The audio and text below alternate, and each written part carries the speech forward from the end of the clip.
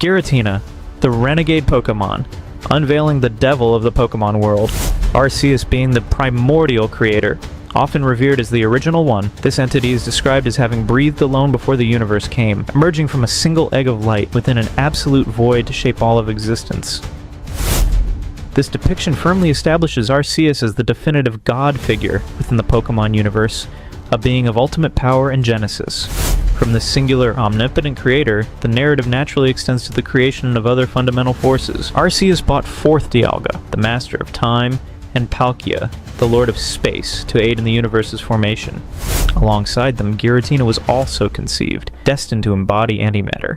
However, unlike its ride or dies, Giratina quickly demonstrated a unique and problematic nature within this divine trio, setting the stage for its distinct cosmic role in the whole of the Pokemon universe. A fan theory in popular online communities positions Giratina as the devil or Satan counterpart to Arceus. The explicit labeling of Arceus as the original one is more than just a description. It is a deliberate invocation of foundational mythological archetypes, particularly the singular, omnipotent creator deity found in many religions. By establishing this god figure, the narrative implicitly creates a conceptual space for its antithesis. The idea of Giratina as the devil is therefore a natural extension of the archetypal framework laid down by freaking Masuda, the creator of Pokemon itself. This suggests that the Pokemon universe is built upon deep, universal mythological structures that resonate with common human narratives of creation and opposition. Chapter 1. Arceus' creation and Giratina's banishment. Arceus' role as the universe's forefather is central to the Sinnoh creation myth. It emerged from a single egg of light, from an absolute void, possessing near unlimited power to shape the cosmos.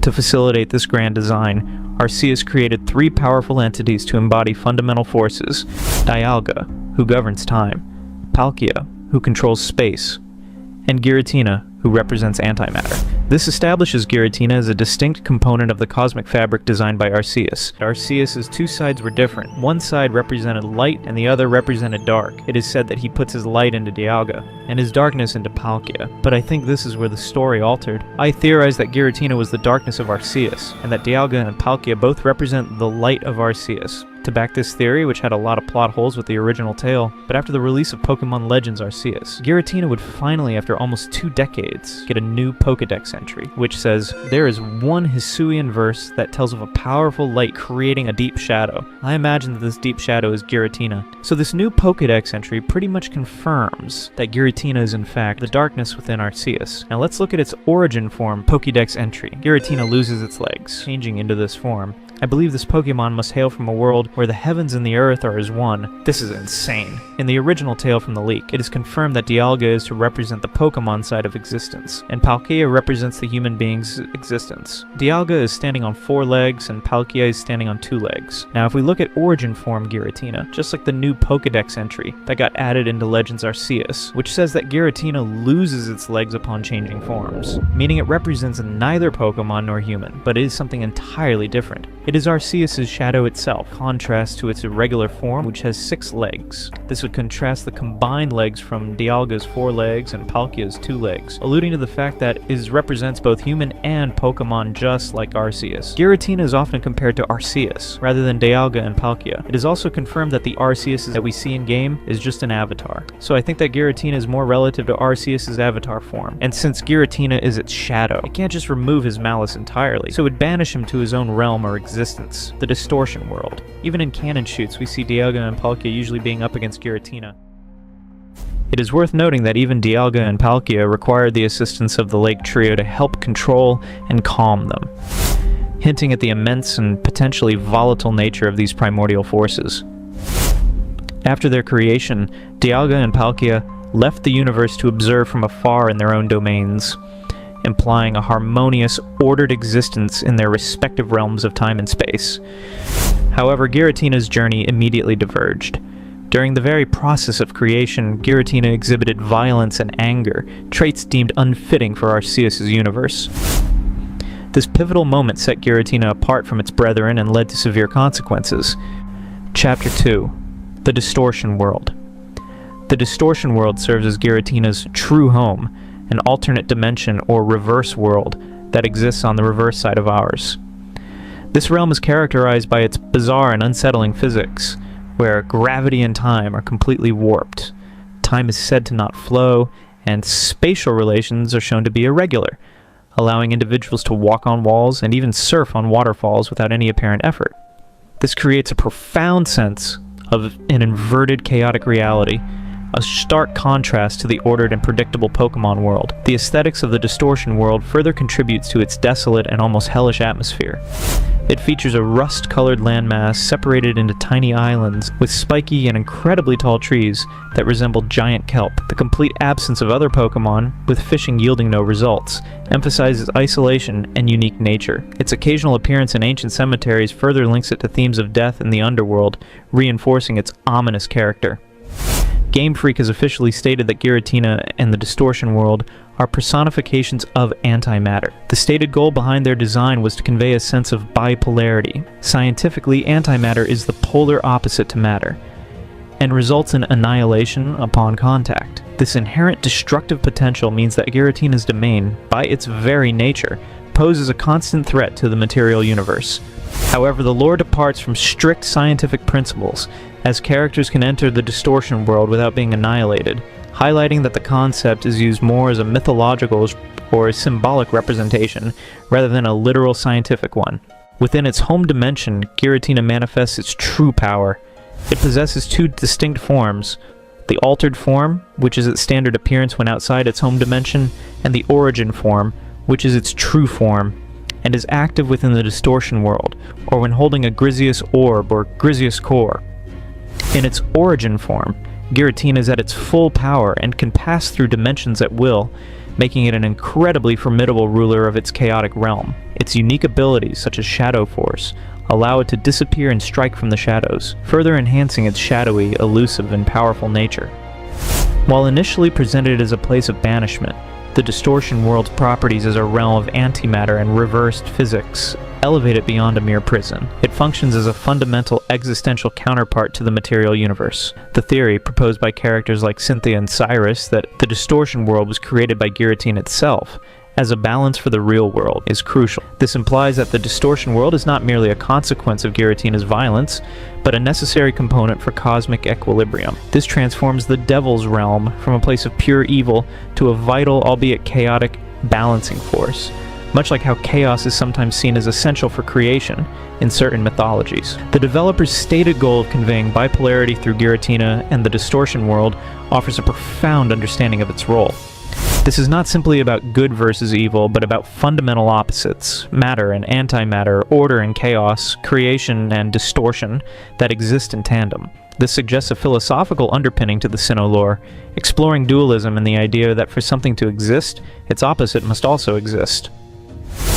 Giratina, then, embodies this necessary other side, the darkness required for light to be defined. This elevates the devil comparison from a literal interpretation to a symbolic representation of cosmic duality, where Giratina's existence is a necessary counterpoint to Arceus' creation.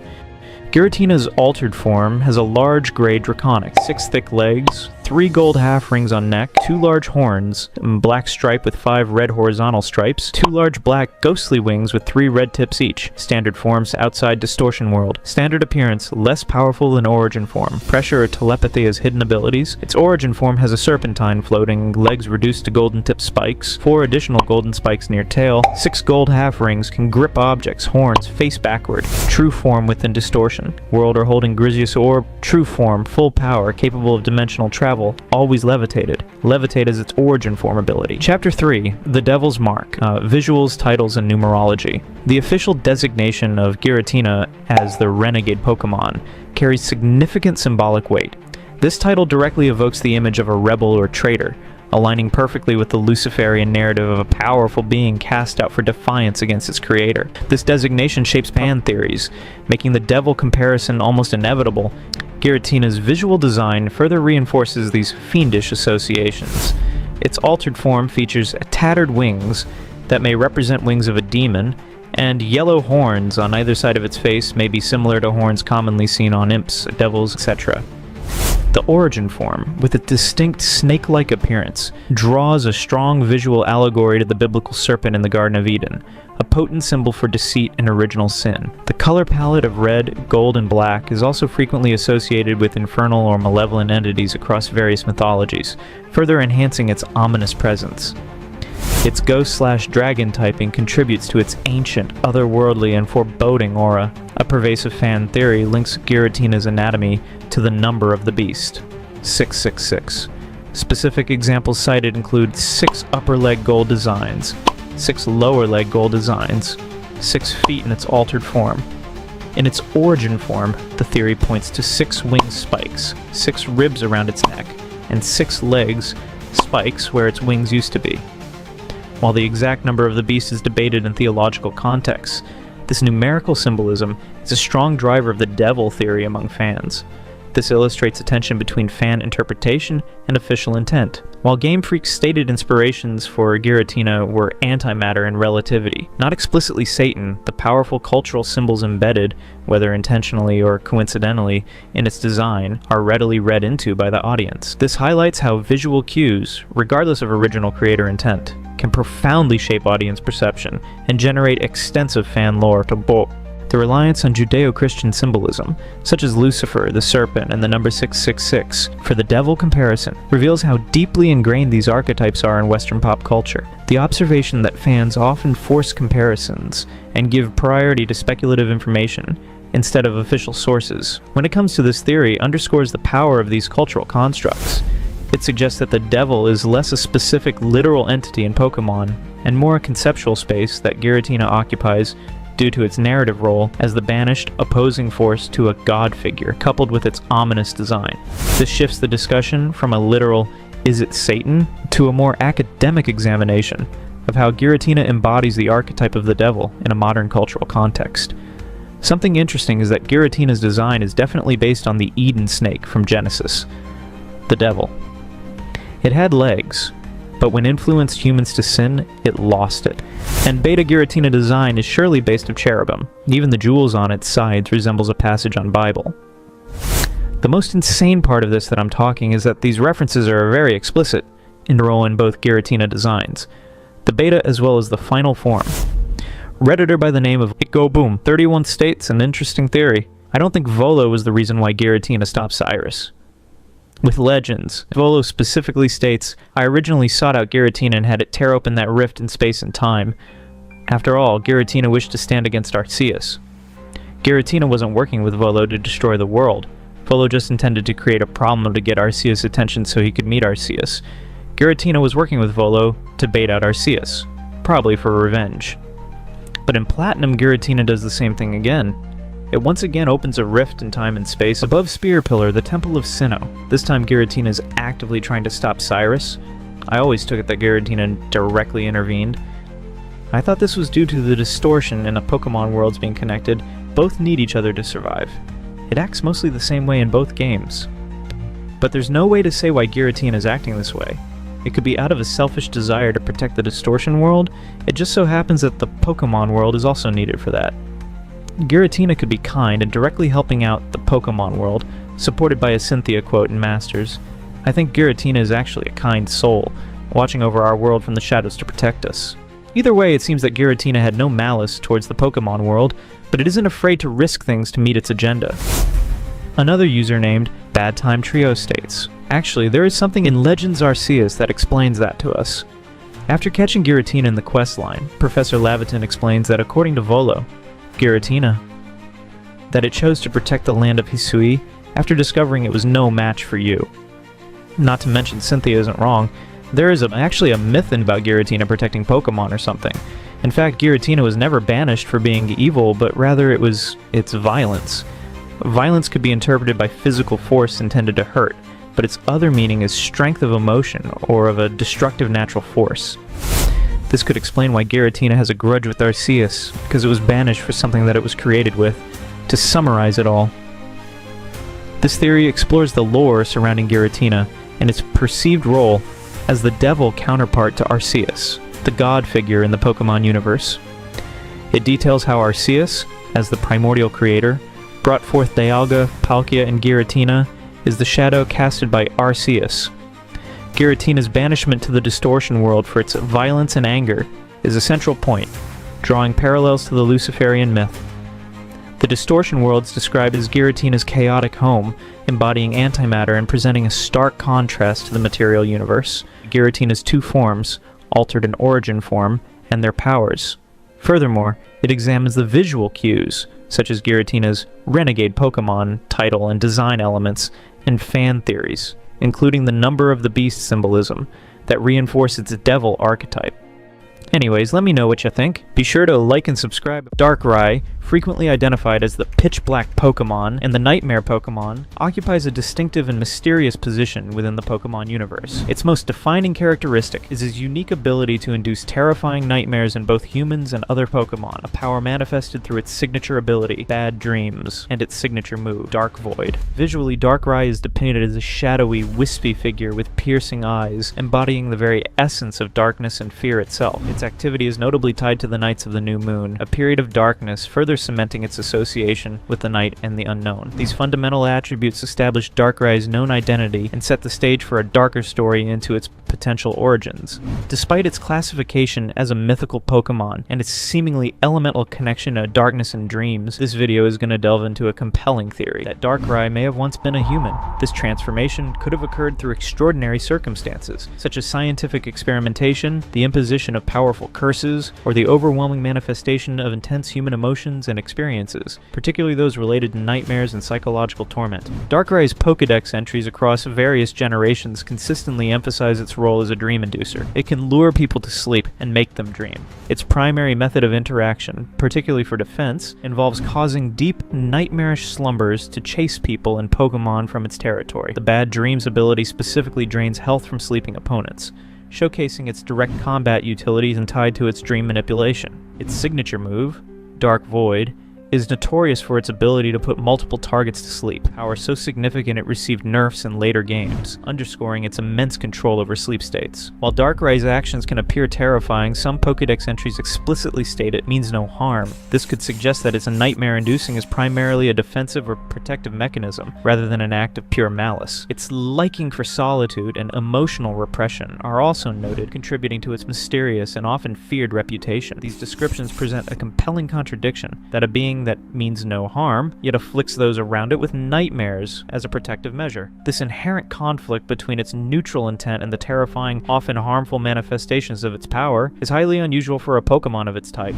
This paradox strongly suggests a fundamental shift in Darkrai's being. If Darkrai was originally a human, suddenly transformed, and imbued with immense, perhaps uncontrollable power over dreams, they would inevitably struggle to restore their inherent moral compass with the terrifying consequences of their new abilities. This inability to fully control its power, leading to accidental harm and subsequent fear from others, could be the root cause of its emotional repression and its penchant for solitude. This points to a deep internal struggle, a psychological burden more characteristic of a human grappling with a curse or an unwanted mutation than a naturally occurring Pokemon. The very act of causing nightmares, even defensively, could be a source of profound anguish for a being with a human past, leading to its isolation. Physically, Darkrai is listed with a height of 4 feet 11 inches and a weight of 111.3 pounds. Notably, its gender is consistently listed as unknown. These fundamental details form the base of Darkrai's established identity, providing both the challenges and the potential hooks for a human origin theory. In the movies, we can see that Darkrai is often standing on two legs. In the movie The Rise of the Darkrai is where the most human-like attributes are shown. Darkrai, even though is genderless, Darkrai is referred to as a male, just like its counterpart, who is a female Cresselia. Furthermore, in the movie, we can see that Darkrai is also speaking using human language.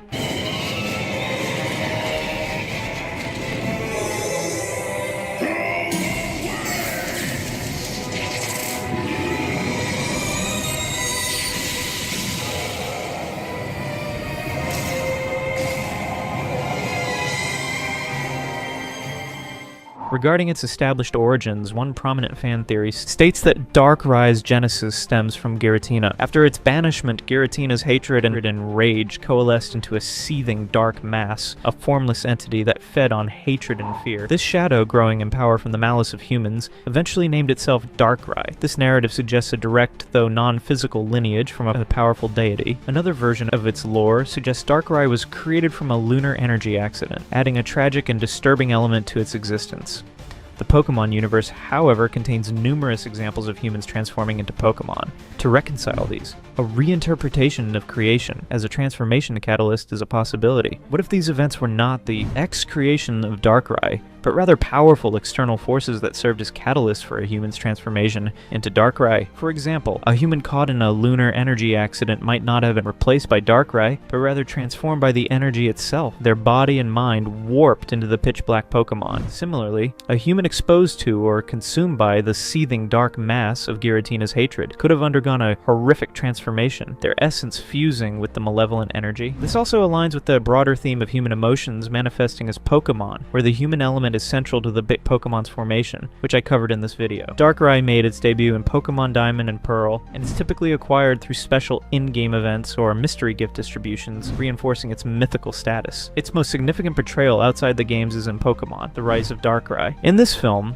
initially feared and blamed for disturbances in Alamos Town, Darkrai is ultimately revealed to be a benevolent force, actively protecting the town from the destructive clash of Dialga and Palkia. It even sacrifices itself to shield the town from their attacks. This heroic portrayal contrasts sharply with its Pokédex description as a territorial nightmare Pokemon. This portrayal is a protector, despite its fearsome abilities, and the Pokédex entries stating it means no harm create a stark contrast with its nightmare-inducing nature. The dynamic with Cresselia, where Cresselia actively mitigates the accidental harm Darkrai causes, further emphasize this internal conflict. This suggests a being that desires to do good and protect, but struggles profoundly with the inherent negative impact of its powers. This narrative arc, a powerful being misunderstood and feared due to its abilities, yet secretly acting as a protector or striving for good, is a deeply resonant human trope. If Darkrai were a human, this behavior could be a continuation of their original personality, a desperate attempt to atone for the unintended suffering caused by their transformation, or a manifestation of a deeply ingrained protective instinct. And disturbing element to its existence could directly stem from this internal struggle. The isolation it experiences due to its powers, which would be that it causes nightmares to everyone around him, constant burden of accidentally harming others. This aligns with the concept of cursed existence, where the curse is not just the power, but the inability to control its negative side effects. Darkrai shares a unique, often antagonistic relationship with Cresselia, known as the Lunar Duo. Darkrai's New Moon Island is placed closer to Cresselia's Full Moon Island. While Darkrai causes nightmares, Cresselia's feathers provide pleasant dreams and can cure Darkrai's effects. I speculate them as an old married couple, with Cresselia resentfully cleaning up after Darkrai's accidental nightmare causing, highlighting a complex, like an angry wife, almost a human-like dynamic. This is heavily backed up from the Pokemon Journeys episode where Darkrai shows up and saves Cresselia. Darkrai and Cresselia are based on He mythology of Altair and Vega. The Tanabata legend tells of Orihime, Star Vega, and Hikoboshi, Star Altair,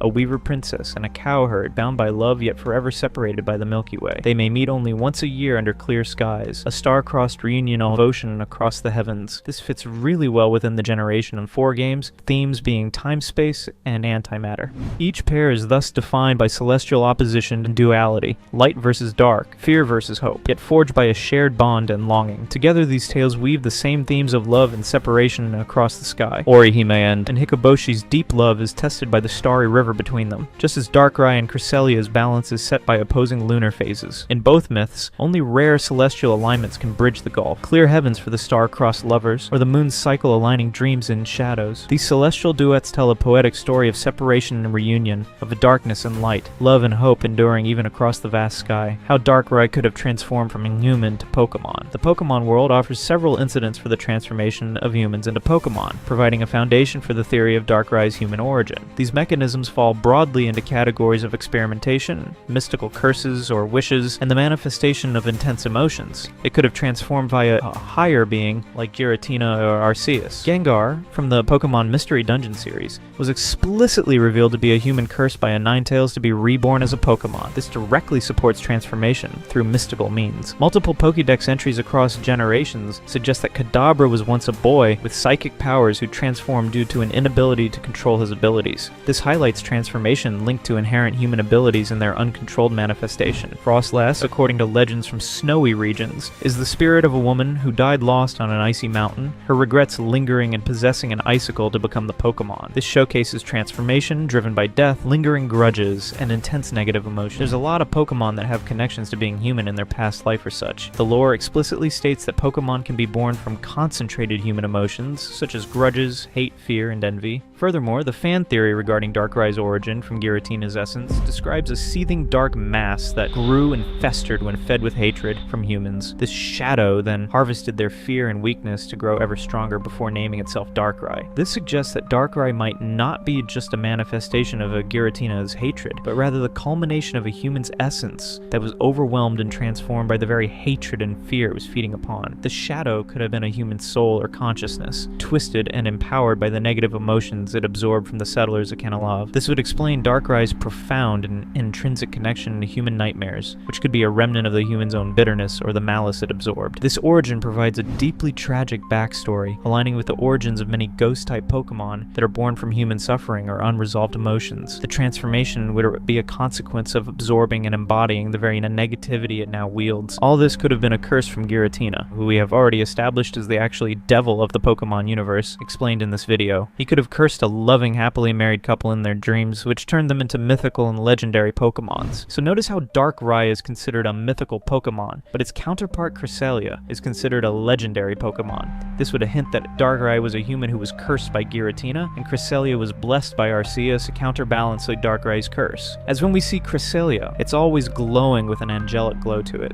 Darkrai is synonymous with nightmares. It not only induces them, but can travel through dreams to find its target. Its signature move, Dark Void, puts targets to sleep, and Nightmare deals damage to sleeping opponents. The sheer power of Dark Void, necessitating nerfs, highlights Darkrai's unparalleled mastery over sleep and dreams. A crucial piece of evidence comes from the Pokemon Mystery Dungeon series, specifically Explorers of Time and Darkness and Explorers of Sky, where the hero is explicitly transformed into a Pokemon after being attacked by Darkrai while traveling through time. This provides a direct canonical link between Darkrai's abilities and the process of human to Pokemon transformation. The Mystery Dungeon series provides direct evidence that Darkrai's abilities can cause a human to Pokemon transformation. This is not a theoretical possibility, but an established event within a significant branch of Pokemon lore. If Darkrai possesses the power to inflict such a profound, existential change on others, it is highly plausible that it itself was either a victim of or created through an extreme manifestation of this very power. Consider a human, perhaps one with innate psychic sensitivity,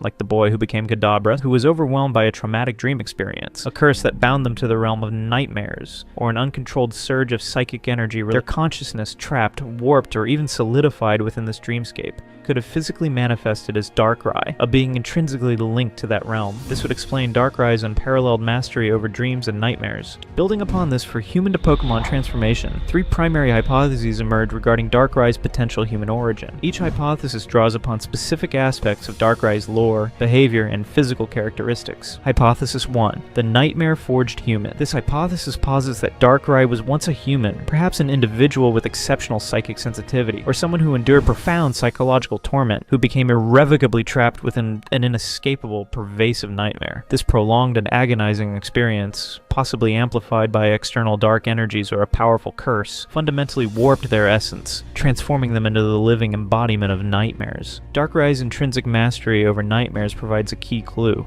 Its unparalleled ability to induce deep, nightmarish slumbers, and its capacity to travel through dreams to find its target, suggest a connection to the dream world so intrinsic that it implies an origin from within that realm. The sheer power of Dark Void, which was subsequently nerfed in games, further emphasized this deep-seated mastery. If a human's consciousness was forged in the crucible of a perpetual nightmare, this mastery would be a natural, albeit terrifying outcome. Darkrai's defensive yet misunderstood behavior further supports this. The Pokédex states, Darkrai means no harm, and acts defensively to protect its territory. This profound paradox, a creature of terror with benevolent intent, could be the lingering moral compass of the human, now tragically unable to control the terrifying side effects of their transformed state. Its noted solitude and emotional repression would be a direct consequence of this internal conflict, and the fear it inadvertently mistakenly causes in others, leading to self-imposed isolation. Hypothesis 2. The Cursed Protector. This hypothesis proposes that a human, perhaps a dedicated guardian, or someone who made a desperate wish to protect others from encroaching darkness or nightmares, was subjected to a powerful curse or a mystical transformation. This act, or the curse itself, irrevocably transformed them into Darkrai, granting them immense power over dreams, but at the profound cost of their humanity and a perpetual state of misunderstanding and fear from those they sought to protect. Darkrai's most compelling portrayals in Pokemon, The Rise of Darkrai, where it acts as a clear protagonist, selflessly protecting Alamo's town from the destructive clash of Dialga and Palkia. This overt protective nature, even to the point of self-sacrifice, is a significant departure from its Pokédex descriptions as merely territorial. This strong protective instinct could be a profound remnant of its human self, a core personality trait that persisted transformation. Its willingness to confront and even sacrifice itself against cosmic deities like Dialga and Palkia suggests a deep-seated sense of duty, a profound moral compass, or an unwavering desire to prevent widespread destruction, all highly human characteristics. The very power intended to protect by driving away threats or embodying a defensive force inherently causes suffering to innocents through accidental nightmares. This is a classic, tragic hero narrative. This tragic irony would logically explain Darkrai's consistent solitude and its misunderstood nature. The evidence and connecting the dots. A comprehensive analysis of Darkrai's characteristics and lore, viewed through the lens of human to Pokemon transformation, reveals several compelling connections. Darkrai's physical characteristics offer notable correlations. The specific measurements of 4 feet and 11 inches and 111.3 pounds are strikingly human-like. Despite its shadowy, wispy form, Darkrai consistently maintains a bipedal humanoid silhouette, distinguishing it from many other elemental or beast-like Pokemon, and even speaking in the Pokemon movie The Rise of Darkrai. The consistent human-like dimensions, height, weight, bipedal form, speech, and the mythological romance are significant outliers for a mythical Pokemon. This specificity in design suggests a deliberate choice by the creators that could hint at a human template or origin. If Darkrai was indeed a human, these physical traits would represent its former self, distorted perhaps by the transformation. This further supports the idea of a profound, perhaps painful transformation, rather than a purely natural or elemental creation, suggesting that the human form was the foundational blueprint for the Darkrai we know. The most direct counter-argument is the fan theory, widely accepted as lore, that Darkrai was born from Giratina's hatred and rage coalescing into a seething dark mass, and this suggests an elemental non-human origin. However, as previously discussed, this creation can be reinterpreted not as nothingness, but as a catalyst for a human's transformation. The human could have been exposed to, or even consumed by, this coalesced hatred, leading to their metamorphosis into Darkrai. This reinterpretation would explain the spiteful heart attributed to Darkrai, which could be a fusion of the human's own despair and the absorbed malice. Similarly, the lunar energy accident origin also presents a challenge, but can be viewed as a transformative event acting upon a human rather than purely creating a new entity. The theory of Darkrai's human origin, while speculative, coherently recontextualizes existing lore within the Pokemon universe. Several compelling arguments support this interpretation. The Pokemon world provides numerous established precedents for human to Pokemon transformation, occurring through diverse mechanisms such as curses, the overwhelming manifestations of intense emotions, grudges, fear, and hatred. The Rise of Darkrai suggests a hidden intent or a lingering moral compass that transcends its fearsome abilities, hinting at a past rooted in human empathy or duty. What if I told you that the seemingly innocent video game that is Pokemon, the pixelated Gen 1 games that you've played as a kid, held a secret so dark, so terrifying, it drove children to kill themselves? This isn't just some spooky campfire story. This is about something that burrowed its way into the minds of young players, twisting their thoughts and leading to truly horrific outcomes. That's something so pure, so nostalgic, could hide such a sinister story. The very idea of a beloved childhood pastime turning into a source of dread creates a deeply unsettling feeling, hitting you right where your most cherished memories reside. Today we're diving deep into the chilling story behind the title you just saw. Catching this Pokemon lead 5 children to suicide. Could a few notes of music really twist a child's mind so completely, leading them down a path of no return? We all remember Lavendar Town, right? For years, whispers have circulated about a specific town, a specific song, that brought a real-world horror into living rooms across Japan. Today, we're peeling back the layers of the Lavendar Town syndrome. A legend so disturbing, so persistent, it makes you question everything you thought you knew about childhood games. We'll explore where it came from, why it stuck around, and the truly unsettling twist that makes it even more terrifying. Get ready, because this isn't the Pokemon story you grew up with. Chapter 1. The Problem of the Whispers from Lavendar Town. In Japan, 1996. A new game drops, and it's an absolute phenomenon. Pokemon Red and Green. Kids everywhere are glued to their Game Boys, catching adorable pocket monsters, battling their way to the top. It was a cultural explosion, a vibrant, exciting world that captured the imagination of millions. But then, you reach Lavendar Town, and everything changes. This isn't your usual happy-go-lucky Pokemon vibe. This place is different. It's where Pokemon go to die. A grim, spooky graveyard filled with mourning trainers and unsettling ghosts. And the music? That's where everything goes to shambles. It's not just creepy, it's unsettling. The background music of Lavendar Town is famous for its eerie atmosphere. It's filled with sharp, atonal notes, a high-pitched whine that just gets under your skin. Even as an adult, and listening to it on a loop can give you a vague sense of dread. It's the kind of sound that makes the hairs on your arms stand up, giving you goosebumps all throughout your body, and a subtle, creeping unease that you can't quite shake. The deliberate use of these specific auditory details, like sharp, atonal notes and a high-pitched whine, is meant to create an immersive, almost tactile sense of unease for the listener. This isn't just telling you the music is creepy, it's describing it in a way that allows your imagination to conjure the unsettling feeling, making the horror feel more immediate and impactful. It's said that under the music in many of the layers, there's binaural beats. Binaural beats are an auditory phenomenon where your brain perceives a third tone when presented with two slightly different frequencies, one in each ear. This phantom tone is actually the brain's interpretation of the difference between the two frequencies, and it's thought to potentially influence brainwave activity and lead to various effects like relaxation or increased focus or a way to change the cognitive functions of your brain. Chapter 2. The True Number of Deaths. Soon after the game's release, the rumors began. Not about Pokemon battles, but about something far more dark. Reports started trickling in, flowing all throughout Japan. Children, mostly in Japan, were reportedly suffering from terrible headaches, nosebleeds, even becoming super angry or having panic attacks. And then, the most horrifying part? Suicides. The rumor claimed hundreds of Japanese children, over 100, even up to 200, took their own lives in the spring of 1996, all linked to that one curse tune. It was a terrifying claim, painting a picture of widespread, unimaginable tragedy. I remember playing Red and Blue, and yeah, Lavendar Town always felt really off. Honestly speaking, the pixelated graphics of Gen 1 always kinda scared me a little, so I never got to finish the entire game. I didn't know about any syndrome back then, but that music, it made me want to get out of there fast. I would always go to the Pokemon Center when I had to switch my Pokemons around. I didn't want to hear that scary tune. Imagine being a kid, headphones on, totally immersed, and this sound starts messing with your head. You wouldn't even know why you felt so wrong, just that you had to make it stop. And for some, the tale says they couldn't. The initial grand claims of hundreds or 200 child suicides were designed to shock and create a massive impact. However, such large, round numbers, while horrifying, can sometimes feel too exaggerated, almost unbelievable, making the legend seem like a fantasy rather than genuinely plausible. This initial overstatement, though effective for immediate shock, actually sets up a fascinating dynamic for how urban legends evolve to become more subtly terrifying later on. But as with all good ghost stories, if you look closely enough, the seams start to show. The more people dug, the more questions popped up. No official reports, no widespread media panic at the time, nothing that truly backed up these horrific claims of hundreds of deaths. Turns out the Lavendar Town Syndrome was, in fact, a carefully crafted urban legend, a creepypasta born online in the 2010s, not a real event from the 90s. The hundreds of children, or 200 suicides. That was part of the story. It was designed to hit you hard, to make you gasp. It was the ultimate scare tactic, making the tragedy seem massive and undeniable. The bigger the number, the bigger the fear, right? But here's the truly unsettling twist, the one that makes this legend even more sticky, even more believable, even though it's still just a story. An unknown source, buried deep in the internet's dark corners, later confirmed that it wasn't hundreds of kids, it was 5.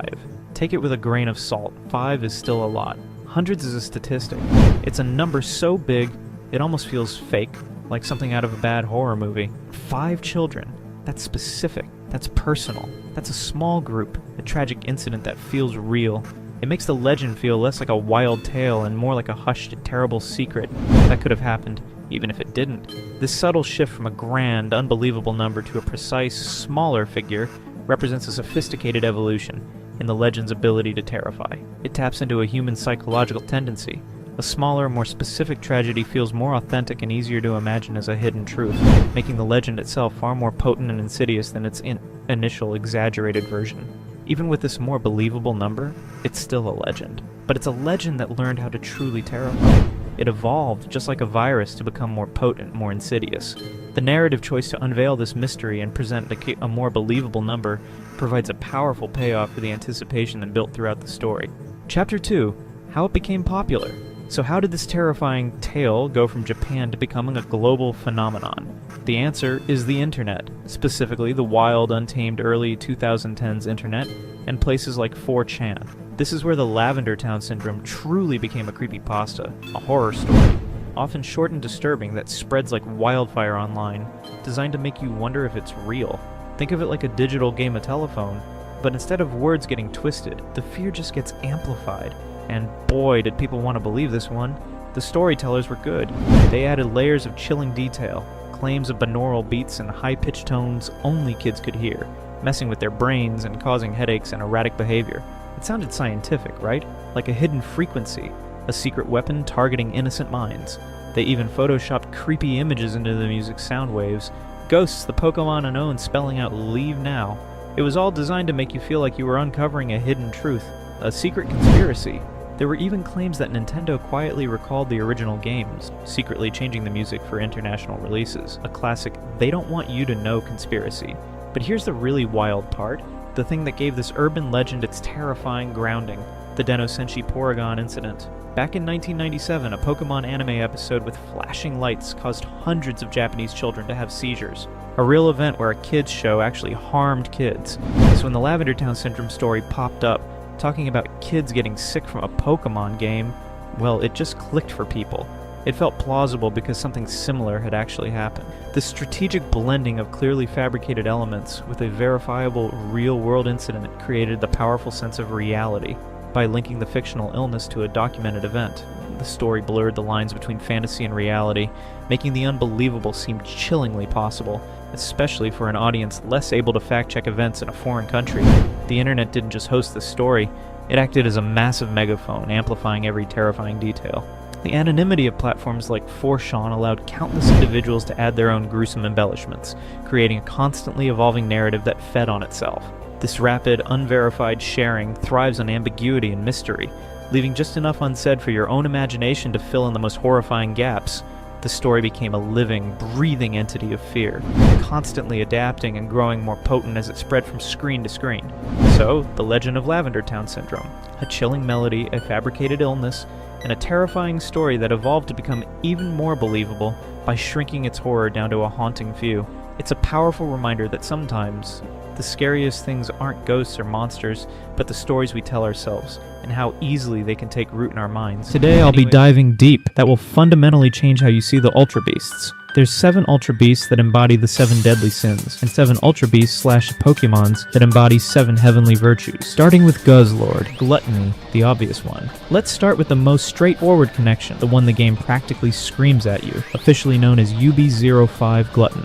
This colossal, dark dragon-type Ultra Beast is a living black hole. Its Pokédex entries paint a vivid picture of its destructive appetite, describing it as having an astounding, limitless hunger, feeding without pause every moment. This creature doesn't just eat food, it devours mountains, buildings, rivers, and even entire seas. And here's the truly unsettling part. Despite consuming such massive amounts, no droppings have ever been found. Matter of fact, its digestion is described as perfect, converting everything it consumes directly into energy to sustain itself. This isn't just hunger, it's an insatiable, all-consuming void. The connection to gluttony is undeniable. Gluttony, in its core definition, is the excessive and ongoing consumption of food or drink. Guzzlord is the ultimate embodiment of this sin, a creature whose very existence is defined by its insatiable consumption. It doesn't eat to live, it lives to eat, leaving nothing but barren wasteland. Now for a truly wild theory that adds a layer of cosmic tragedy to Guzzlord's gluttony. What if Guzzlord isn't just a random cosmic vacuum cleaner? There's a compelling fan theory that Guzzlord is actually a corrupted Zygarde from an alternate universe. In this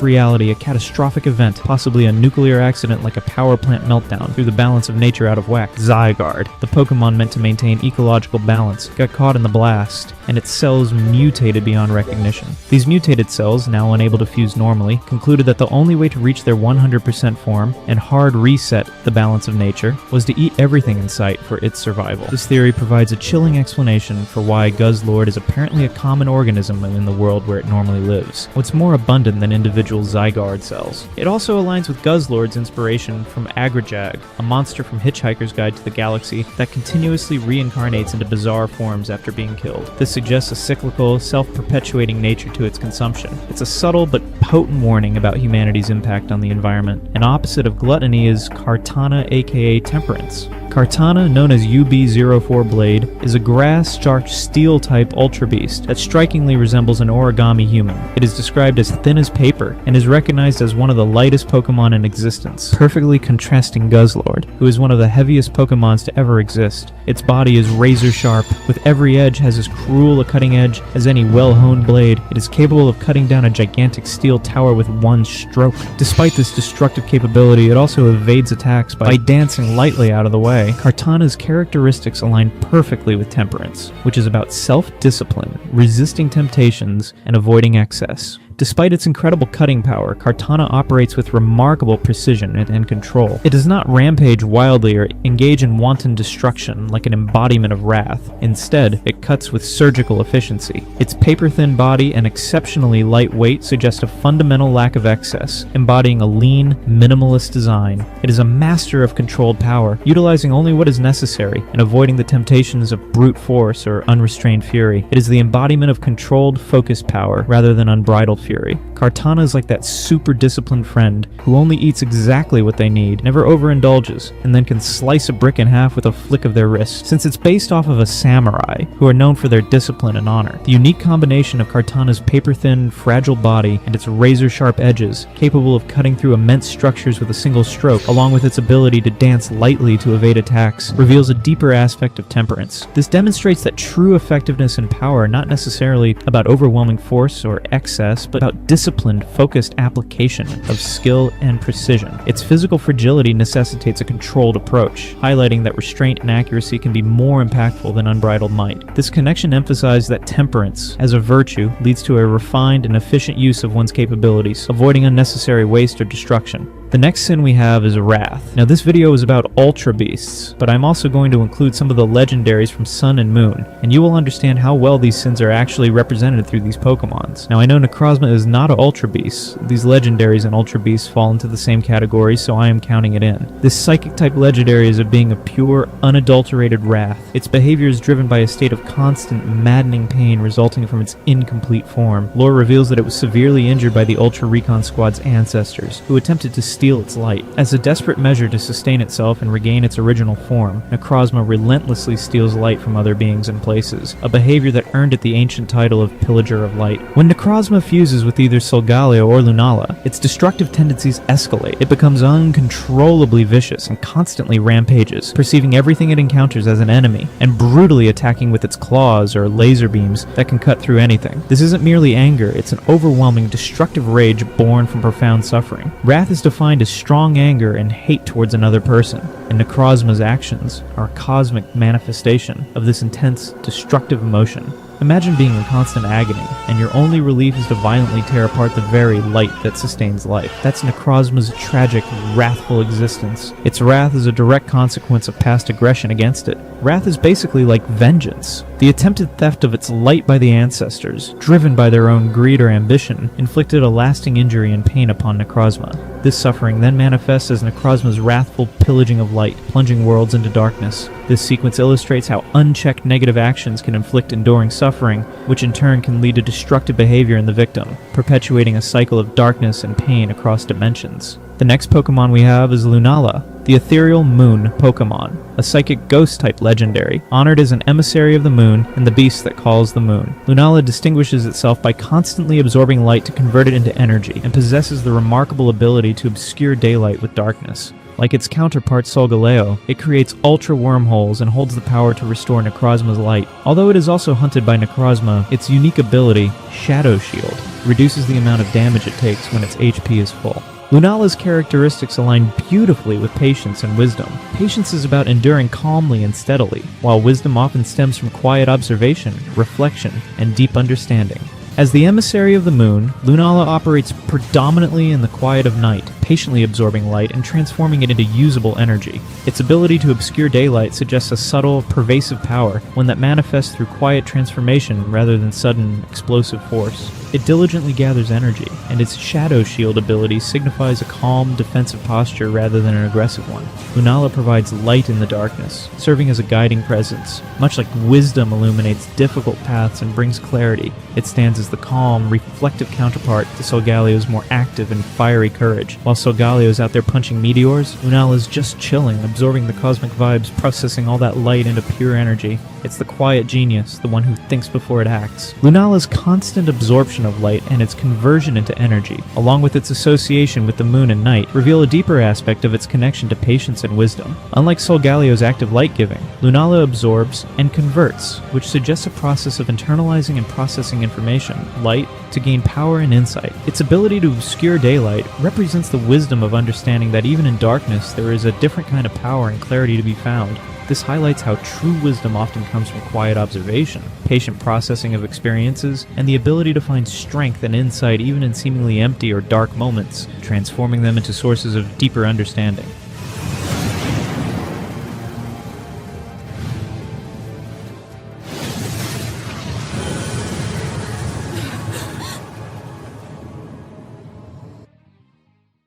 Next virtue we have is Fortitude or Courage, represented as Solgaleo. Solgaleo, the magnificent sun Pokemon, is a psychic Jost Steel-type legendary, revered in ancient times as the emissary of the sun, and even the beast that devours the sun. It radiates an intense light, capable of making the darkest night appear like midday. This powerful creature can create ultra wormholes to traverse dimensions just like Lunala, and attack by slamming into targets with the force of a meteor. Crucially, alongside Lunala, it possesses the power to restore Necrozma's light, a being consumed by pain and wrath. Despite being constantly hunted by Necrozma, who seeks to devour its light, Solgaleo can willingly coexist with Necrozma even when fused. Its unique ability, Full Metal Body, physically prevents other Pokemon's moves or abilities from lowering its stats. Solgaleo perfectly embodies fortitude, the virtue of strength, resilience, and courage in the face of adversity. It stands as a perpetual beacon of light, constantly giving and radiating energy. Even when targeted and absorbed by Necrozma, the embodiment of wrath and suffering, Solgaleo maintains its core essence, and can even willingly coexist. Its Full Metal Body ability serves as a physical manifestation of its unyielding spirit, signifying that it cannot be weakened or diminished by external forces. It confronts darkness and pain head-on, bringing light and even offering a path to healing for a broken entity like Necrozma. That is a pure courage and unwavering fortitude. Solgaleo is like that friend who always sees the good in people. They just keep shining, keep pushing no matter what. Solgaleo's nature is a being composed of light, and its ability to not only withstand Necrozma's constant pursuit, but also willingly coexist with it and restore its light, reveal a profound aspect of fortitude. This goes beyond mere physical strength. It symbolizes the resilience of hope and light in the face of consuming darkness. Its capacity to willingly integrate with Necrozma, the embodiment of pain and wrath, suggests a deep capacity for empathy, and an enduring spirit that offers a path to healing even for the most broken. This implies that true fortitude isn't just about fighting or resisting, but also about enduring, forgiving, and offering a chance for redemption, illuminating the way forward even in the bleakest circumstances. Nihilego, who represents Envy, known as UB-01 the Symbiont, is a rock poison type ultra beast that resembles a jellyfish, but beneath its ethereal appearance lies a sinister parasitic nature. This creature latches onto a host's head, and rather than directly controlling their actions, it awakens and boosts the host's inherent capabilities to an extreme extent for its own self-preservation. It achieves this by injecting a neurotoxin that induces feelings of extreme excitement and a lack of inhibition, and even transforms negative emotions into happiness and pleasure. It's also noted that Nihilego mostly feeds on those who feel intense worry or anxiety. Nihilego's behavior strongly aligns with envy, which is the intense desire to have what someone else possesses. Nihilego literally takes over others, not just for raw power, but to become like them or experience what they have. It sometimes exhibits behavior akin to a young girl, and a prominent theory suggests its design is linked to Lily, with Lucamine even dressing her daughter to resemble the Ultra Beast. This implies a deep-seated desire to embody or possess the qualities or identity of another. Its neurotoxin, which transforms negative emotions into pleasure, can be interpreted as an envious desire to fix or corrupt the internal state of others, making them feel what it wants them to feel, or simply consuming their emotional energy. Imagine Nihilego seeing someone effortlessly happy. Oh, you're just so chill? Let me get in there and make you really excited. Or maybe just turn your worries into pure bliss, whether you like it or not. It desires what you have, even your innermost feelings. The interaction between Nihilego and its host reveals a disturbing perversion of self-improvement. While it amplifies the host's abilities and induces artificial pleasure, these enhancements are ultimately for Nihilego's benefit, and the happiness it provides is chemically induced rather than genuine. This suggests a twisted form of envy, not merely wanting what others possess, but wanting to force them to conform to what it desires, or to experience a manipulated version of their own potential. This interaction serves as a chilling commentary on external forces dictating internal states and capabilities, stripping away genuine agency under the guise of enhancement.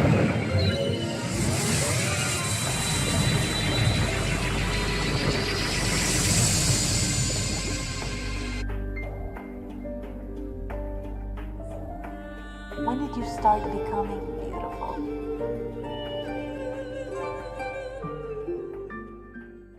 The next virtue we have is Celesteela, who represents diligence. Celesteela, known as UB-04 Blaster, is a steel/flying type. Previous theories attempted to assign sloth to it, based on the misconception that it just kind of sits on the ground for years. That is incorrect. Its Pokédex entry explicitly states it's seen flying across the sky at high speeds, and its home, Ultra Crater, is constantly racked with earthquakes caused by these creatures rocketing into the sky. Furthermore, it grows out of the ground like a plant, and absorbs nutrients from the soil. It possesses an incredibly long lifespan, with one specimen found buried in Alola having grown for over 200 years. Celesteela strongly embodies diligence, which is characterized by careful and persistent work or effort. This Ultra Beast is far from lazy. It is a creature defined by persistent, long-term growth and immense, powerful effort. It patiently absorbs nutrients from the soil for centuries, a testament to its enduring commitment. This slow, methodical accumulation of energy culminates in its ability to rocket into the sky, with thrusters powerful enough to destroy an entire bamboo forest. This behavior is not sloth. It is the epitome of diligent, slow-burn effort leading to explosive, sustained power in flight. It's the ultimate long-term project. Celesteela's unique life cycle, involving centuries of slow, plant-like growth from the ground, absorbing nutrients, followed by its ability to launch into space with immense power, reveals a deeper aspect of diligence. This progression highlights the power of sustained growth. The patient, long-term absorption and development represent the quiet, consistent work that builds immense internal energy and capability. This stands in stark contrast to the pursuit of instant gratification or short-lived, explosive efforts. It demonstrates that true power and the ability to achieve monumental feats, such as reaching for the stars, originate from the consistent, dedicated, and diligent development over extended periods.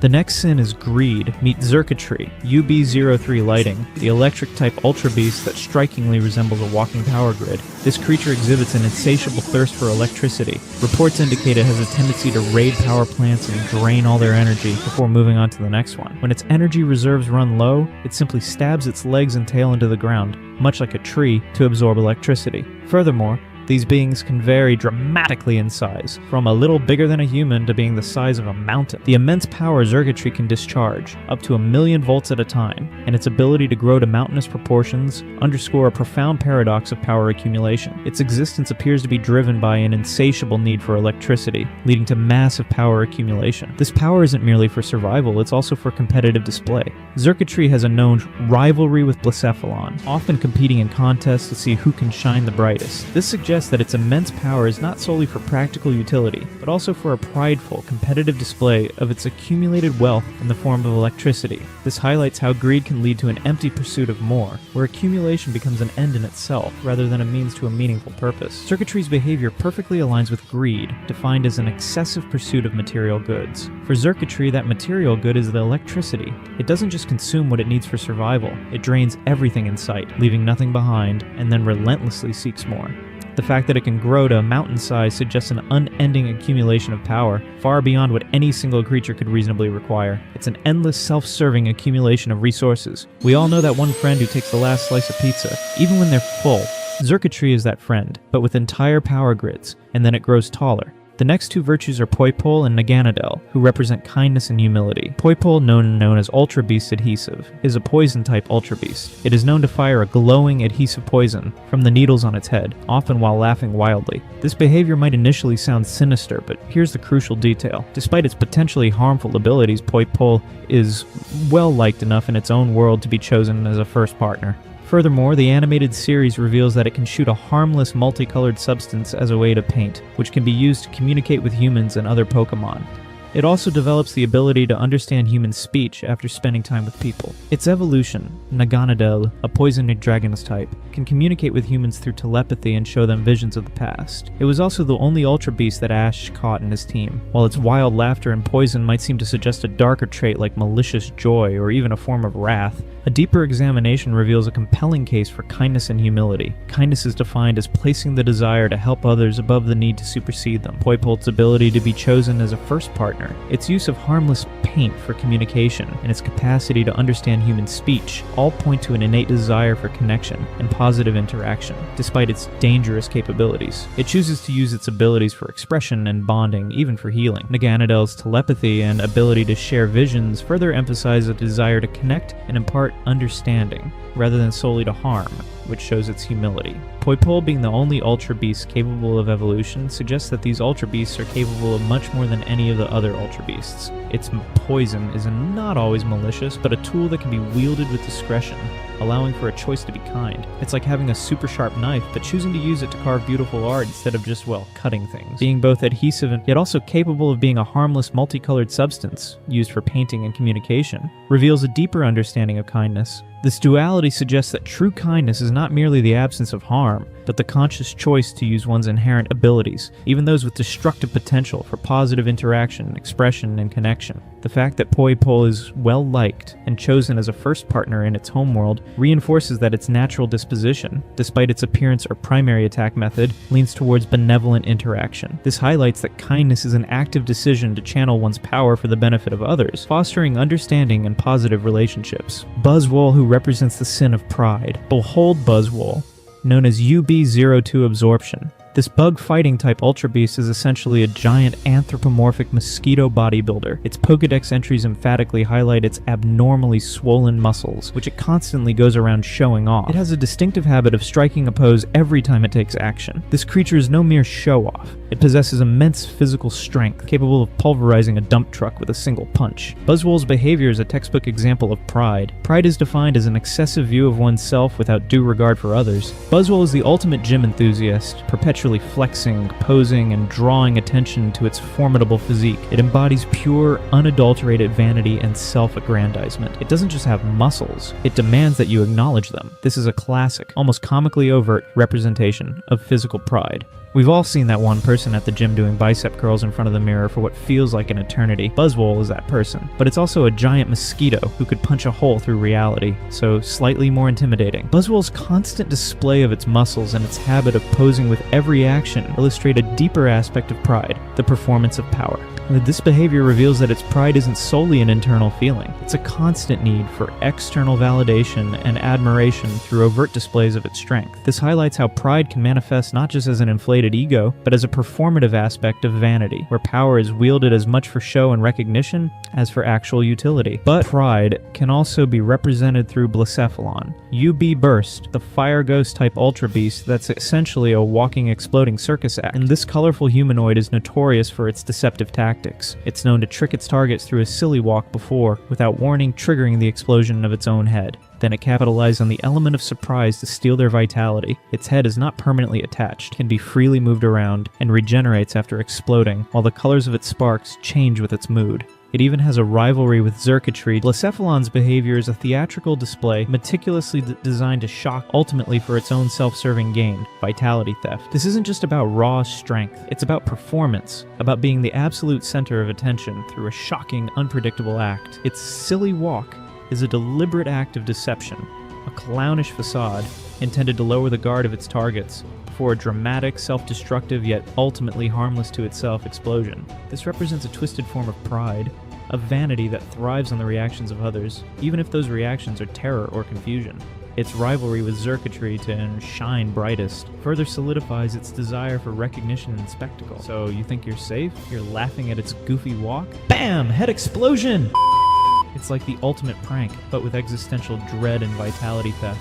Blacephalon's method of attack, tricking targets with a silly walk before a sudden head explosion and vitality theft, reveals a deeper aspect of its nature. This behavior highlights a particularly insidious form of pride, performative vanity that employs deception, and even a seemingly self-destructive act, its head exploding, as a means to achieve its goals and exploit others. The regeneration of its head suggests an endless cycle of this destructive performance. This illustrates how vanity, when taken to extremes, can evolve into a dangerous, manipulative force that prioritizes spectacle and self-aggrandizement over genuine interaction, ultimately preying on the unsuspecting. The next sin represented by Pheromosa is another obvious one. Lust Pheromosa, the lissom Pokemon. Now at first glance you might think beauty, speed, cleanliness, but let's dig deeper. Pheromosa's allure is so intense, so captivating, it's described as overwhelming anyone who lays eyes on it. Its extreme speed and almost ethereal beauty combine to create a creature that inspires an unhealthy, almost desperate desire to be around it, or perhaps to be it. This is lust in its most intoxicating form. It's not just physical attraction, it's an insatiable desire for an ideal, a perfection, an allure that consumes both the beholder and arguably Pheromosa itself in its pursuit of absolute untouched grace.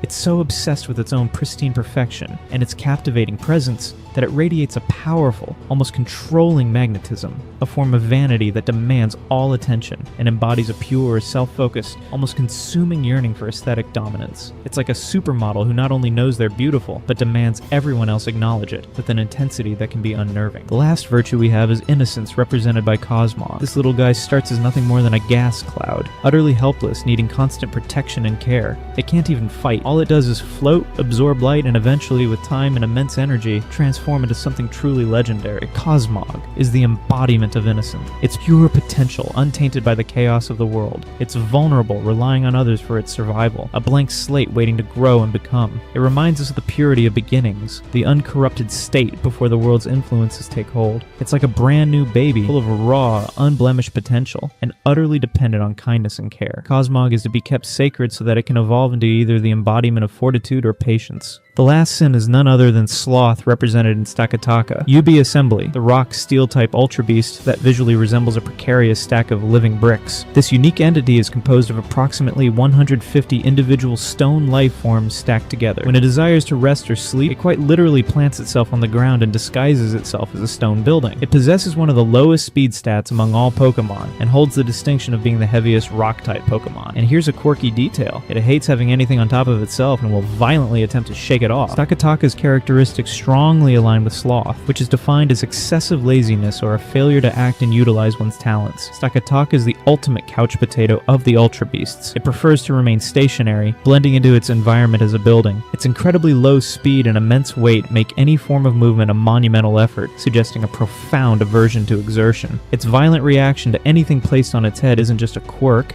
it's the ultimate "don't bother me, I'm trying to chill" attitude, a clear manifestation of its desire for undisturbed inactivity. Stakataka is the slowest Pokemon ever made. The composition of Stakataka being an assembly of around 150 individual stone life forms, combined with its immense weight and remarkably low speed, reveals a deeper aspect of its connection to Sloth. Its physical structure and extreme slowness imply that movement is inherently difficult, leading to a preference for stillness and disguise. This could be interpreted as a physical manifestation of the burden of inaction. It suggests how a collective of unmotivated or inert parts can lead to overall stagnation, or how the sheer weight of inaction can become so profound that it transforms an entity into something static and unmoving. This video is going to touch upon a very dramatic topic. Viewer discretion is advised. 8 months ago, the biggest leak in the history of gaming happened. This leak broke the internet and revealed the true history of the Pokemon universe. And I am not even exaggerating. This might be one of the deepest any game has gone with its philosophy, their story's wisdom, and the storytelling they are portraying. With this leak, we can tie the history of the Pokemon universe and put the nail in the coffin once and for all, and get closer to the truth about the Pokemon world. I'll cover the canon history of the Pokemon world, combined with the leaked mythology and just a little bit of theorizing to tie the knot of the Pokemon universe.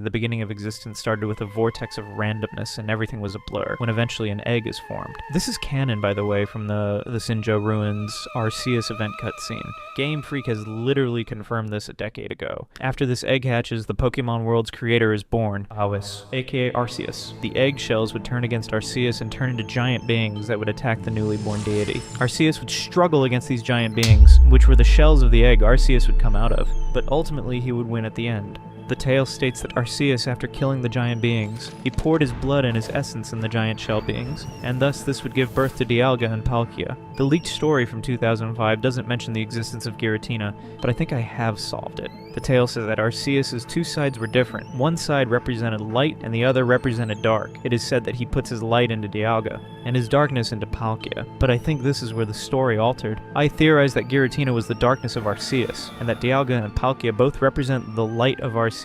To back this theory, which had a lot of plot holes with the original tale, but after the release of Pokemon Legends Arceus, Giratina would finally, after almost 2 decades, get a new Pokedex entry, which says, "There is one Hisuian verse that tells of a powerful light creating a deep shadow. I imagine that this deep shadow is Giratina." So this new Pokedex entry pretty much confirms that Giratina is in fact the darkness within Arceus. Now let's look at its origin form Pokedex entry. Giratina loses its legs, changing into this form. I believe this Pokemon must hail from a world where the heavens and the earth are as one. This is insane. In the original tale from the leak, it is confirmed that Dialga is to represent the Pokemon side of existence, and Palkia represents the human being's existence. Dialga is standing on 4 legs, and Palkia is standing on 2 legs. Now if we look at origin form Giratina, just like the new Pokedex entry that got added into Legends Arceus, which says that Giratina loses its legs upon changing forms, meaning it represents neither Pokemon nor human, but it is something entirely different. It is Arceus' shadow itself, contrast to its irregular form, which has 6 legs. This would contrast the combined legs from Dialga's 4 legs and Palkia's 2 legs, alluding to the fact that it represents both human and Pokemon just like Arceus. Giratina is often compared to Arceus, rather than Dialga and Palkia. It is also confirmed that the Arceus that we see in-game is just an avatar. So I think that Giratina is more relative to Arceus' avatar form, and since Giratina is its shadow, it can't just remove his malice entirely, so it would banish him to his own realm or existence, the distortion world.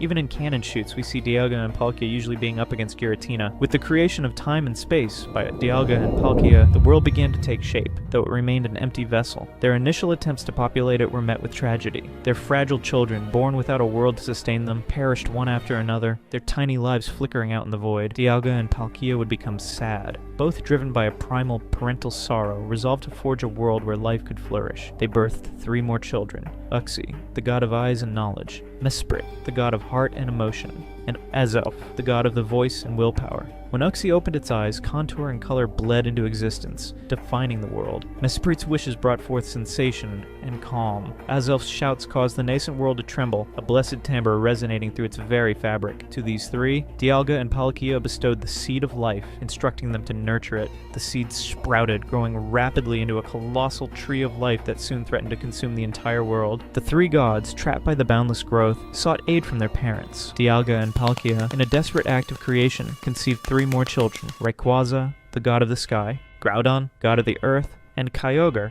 the god of the ocean. Rayquaza, a green serpent coiled around the immense tree of life. Groudon and Kyogre, with brute force, slammed their bodies into it. The tree broke and crashed, breaking into 3 pieces.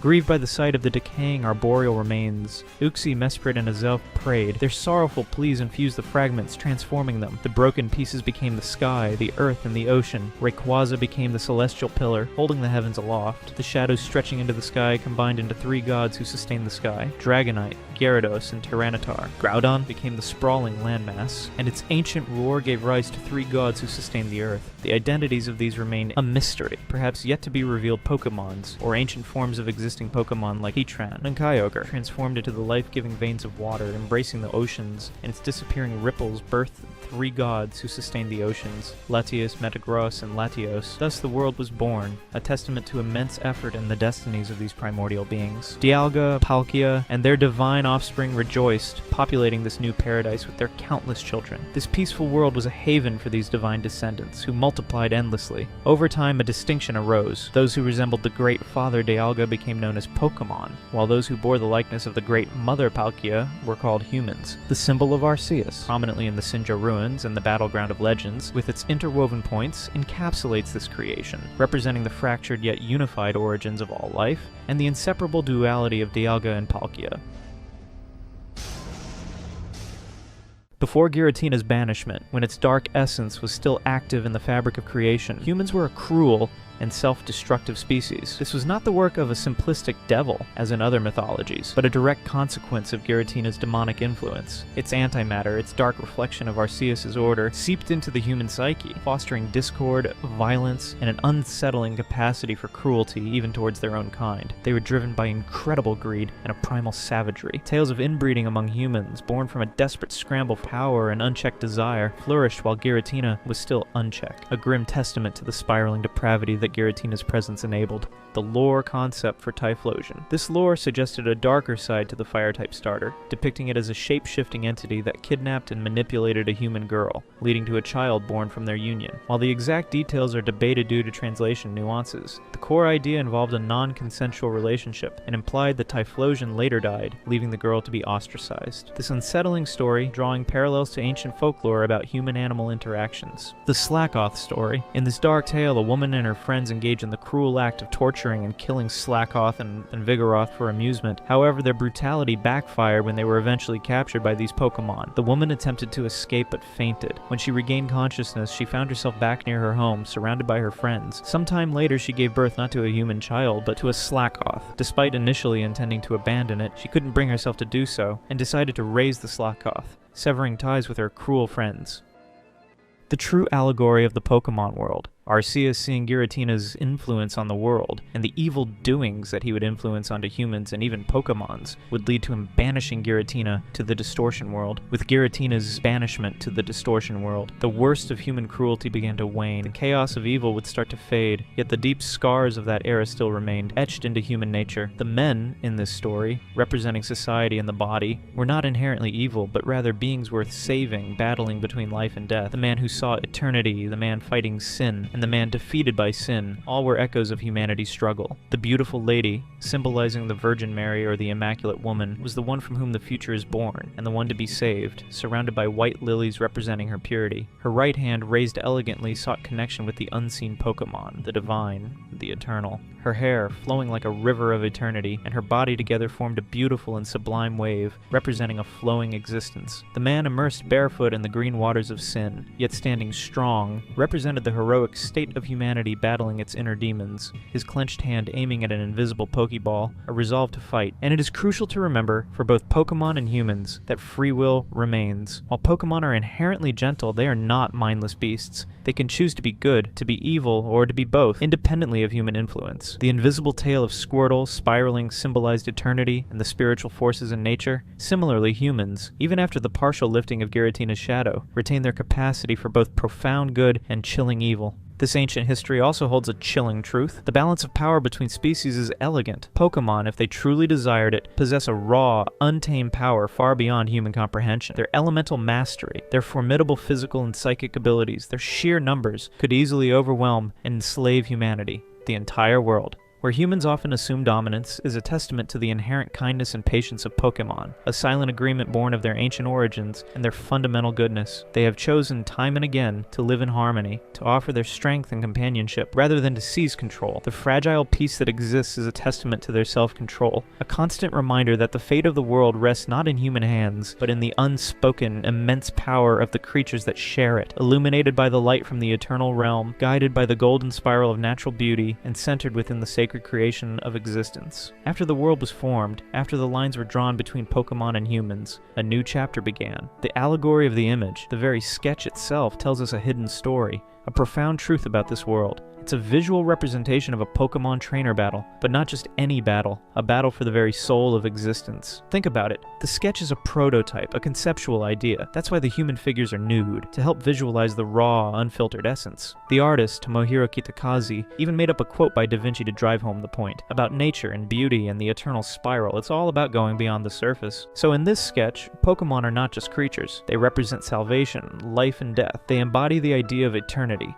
worldly possessions. This is a visual allegory where Pokemon aren't even visible to the eye. This absence, this symbolic absence, is so important. It's meant to show us that Pokemon are part of a spiritual, eternal realm. They symbolize the invisible essence of the soul, or that guiding presence in life, like companionship, or who we are, our identity, and even our salvation. They're not just, monsters or creatures we catch in balls. They're much, much more. And then we have the men and women in the sketch. They represent gender, identity, and property. But more broadly, they represent society and the physical body. So you have these two core elements in the image. The invisible, eternal, that's the Pokemon, and the visible society and body, that's the men and women. While it says men and women represent sin and the visible world, it's super important to remember they're not evil. Quite the opposite. Men and women, and by extension our physical selves, are beings worth saving. That's why this sketch illustrates the battle between life and death, and the value of humans.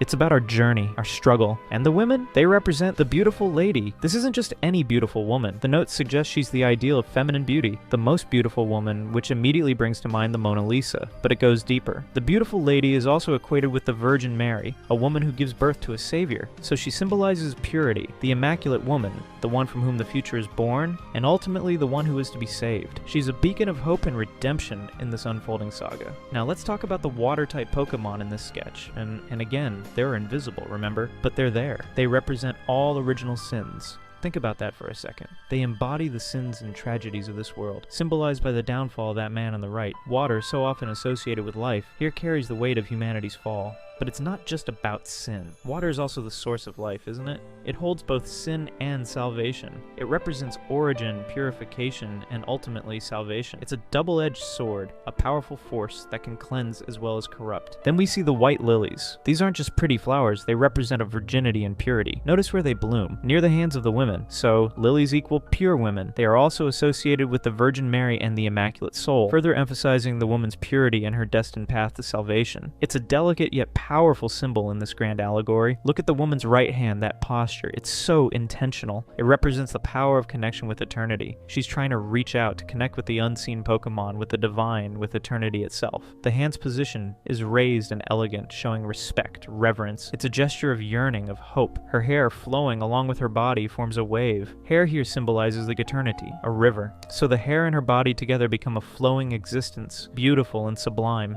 It's a visual representation of life's continuous, elegant journey, connected to the eternal flow of time and being. I'm sure you have wondered why Palkia's typing is Water Dragon. Water is filled into space and takes shape, and the woman's hair is like water flowing in a river. And the relationship between the center figure, the man, and the water? He stands barefoot in the stream. The water is colored green. And green here means sin. So the man in the center is immersed in sin. But here's the crucial part. He stands in it. He's not collapsed. He's upright, strong, even in the midst of corruption. This, the notes tell us, represents the most heroic state of humanity. This is the moment where the battle between life and death, between salvation and fall, truly takes place. It's the tipping point, the struggle for his soul. His right hand clenched, aimed at a Pokeball. This isn't just an idle gesture. It represents his intention to summon Pokemon, his resolve to fight. He's calling upon the eternal, the unseen, to aid him in this spiritual battle against sin. It's a powerful moment of human agency, of defiance against the overwhelming tide of corruption. And what about the invisible tail of Squirtle? It curls around in a spiral. A spiral in this sketch symbolizes eternity. It also represents the presence of spiritual forces within nature. It's a subtle yet profound detail, reminding us that even the most seemingly mundane creatures carry within them the echoes of the divine, the natural structure of the world, connected to that universal harmony. Now let's talk about the basic general composition. It's built on profound artistic principles. The golden spiral, that magical 1.618 ratio, is used to describe the concept of eternity. It's famous for its beautiful proportion, creating a perfect sense of harmony and balance. Da Vinci and many of his artworks use this, and we see it everywhere in nature. Shells, galaxies. It represents the natural structure of the world, the divine order hidden within chaos. The eye is another crucial element. Pay attention to the line of sight in the sketch. The focal point is the center of the screen. Every figure looks toward that center. This creates a centripetal composition. Everything draws your eye inward, towards the heart of the allegory, towards the central conflict. The very center composition serves a symbolic role. It represents balance and contradiction. You have a spiritual center vertically and a societal center horizontally. The very center of the frame is also the center of this profound allegory. It's where all the forces, all the meanings converge. And look at the geometry. Many golden triangles are included in the sketch. A triangle, of course, is a sacred symbol representing divinity, stability, balance. The symbols of the eye, hand and water are not accidental. The eye represents vision, a symbol of divine presence. The hand represents action, our free will, our ability to choose and act. And water, as we've discussed, is the origin of life, the flow of existence and purification. It holds both the promise of renewal and the stains of sin. The inspiration for this composition comes from some of the greatest artistic masters. Leonardo da Vinci's The Virgin and Child with Saint Anne is a clear influence, especially in the poses and the sense of interconnectedness. Michelangelo's creation of Adam echoes in the yearning hands and the powerful, almost divine figures. And Botticelli's The Birth of Venus is there in the graceful flowing lines of the woman and the sense of emerging beauty. This sketch, this prototype, is a masterpiece of symbolic art, carefully crafted to convey these deep, unsettling truths about the Pokemon world. It's a visual sermon, if you will, on humanity's place, in a universe overseen by ancient, almost unfathomable deities, and the enduring power of Pokemon to guide us towards salvation. The allegory also shows the bird Pokemon. In this painting, the bird represents life and death and freedom. Since ancient times, people have felt God and birds are in flying entities. In this image, we can see that the bird is at the very top of the pyramid. This is the meaning of the one who watches over us, who are angels. This grand narrative, this hidden truth about the Pokemon universe, has been subtly woven into the games for decades, waiting for us to uncover it. The leak didn't just give us some interesting tidbits. It gave us the Rosetta Stone to understand a philosophy that runs deeper than any children's game has a right to, if only we had the eyes to see. And now, you do. The world of Pokemon will never look the same. This world of yours is truly a magnificent place. And now, with great joy, I have finally come to understand that I am truly a part of it.